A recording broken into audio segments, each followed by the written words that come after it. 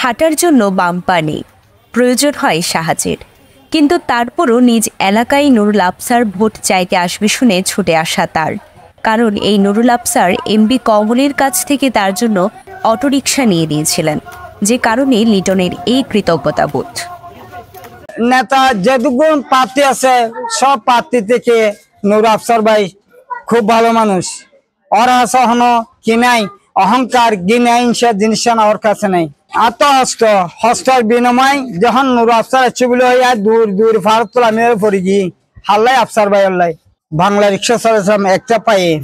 আমি নুরুল আফসার যখন বুড়ো ছিল ও ছিল মানে একটা ওই ডাবলগড়ি যখন চাইয়ে তো মানে ও নির্বাচিত হওয়ার পরে ও আর অনেক রিক্সা ন চালাইম। হ্যাঁ আর রিক্সা ও আর যখন মানুষ যায় রিক্সা কিনো করি ন সারি আর রিক্সা চালাতে আসি, রিক্সা চলাই আর এই সাইফুল সরোবর কমল কুইক ও আর একখান টন দিয়ে। এখনো নুরুল আফসারের জন্য অন্তঃপ্রাণ সাধারণ মানুষের কাছে যোগ্য প্রার্থী তিনি। আসন্ন উপজেলা নির্বাচনে আফসারকে সমর্থন করে নুরুল আফসারকে জেতাতে প্রাণপণ লড়ছেন সাধারণ মানুষ। আর চেয়ারম্যান আছিল না ইয়া আছিল ইয়া বাদো আর খকা খামগি দে আর উড়া থাকা ভাইয়া এনে পালা মাটার বানা যাইব আর ভাই গায় ঠিক মারো হানো গিল গই তার গন মামুসুরি গিল গই আচ্ছা চেয়ারম্যান আর দুনুয়া লগি হাসপাতাল ফিরি করে দে আর ভাই দুনুয়া গম গই ইনি আরো 50 বছর আগে হতা হই না। হ্যাঁ আর বাবুর বেশি রে দেখতে ভাই মানুষের অন্যায় করে না, সব মানুষের এরা সহযোগিতা করে। আসলে আফসার হইলে বালা মানুষ, অতীত বালা মানুষ হইলে আফসার চাই বালা মানুষ চাই রানা বুদ্ধি ইনশাআল্লাহ। সাধারণ জনগণ চাই, জিলন্দাবাসী চাই একজন নিরাপদ মানুষকে সদর উপজেলা চেয়ারম্যান করার জন্য। এখানে নুরুল আফসার বীর মুক্তিযোদ্ধা, উনাকে মনে করছে জিলন ইউনিয়নবাসী একজন নিরাপদ মানুষ। নুরুল আফসার ভাই তিনি একজন নিরাপদ মানুষ, তিনি একজন কাজের মানুষ।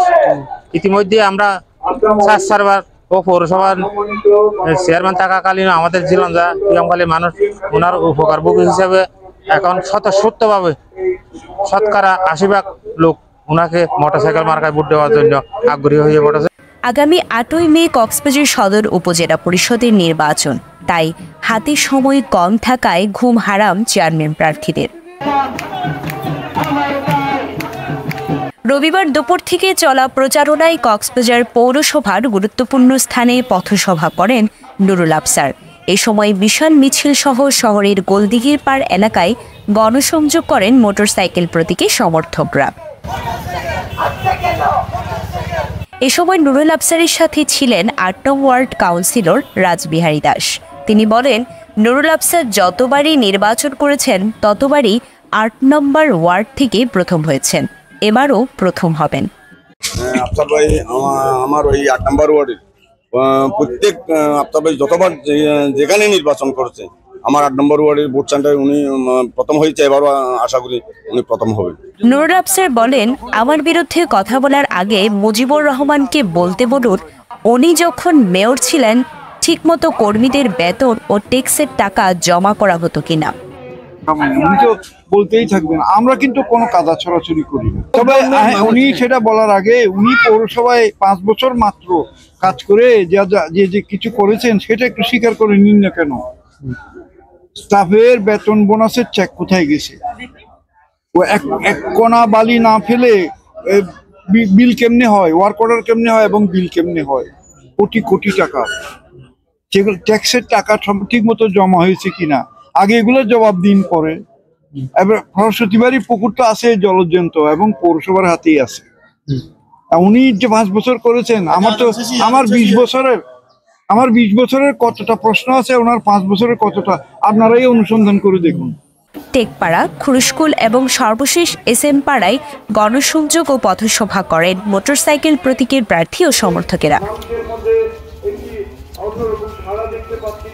এ সময় নুরুল আফসারের সাথে উপস্থিত ছিলেন স্থানীয় জনপ্রতিনিধি ছাড়াও এলাকার গণমান্য রাজনৈতিক ব্যক্তিবর্গ সহ মোটরসাইকেল প্রতীকের সমর্থকেরা।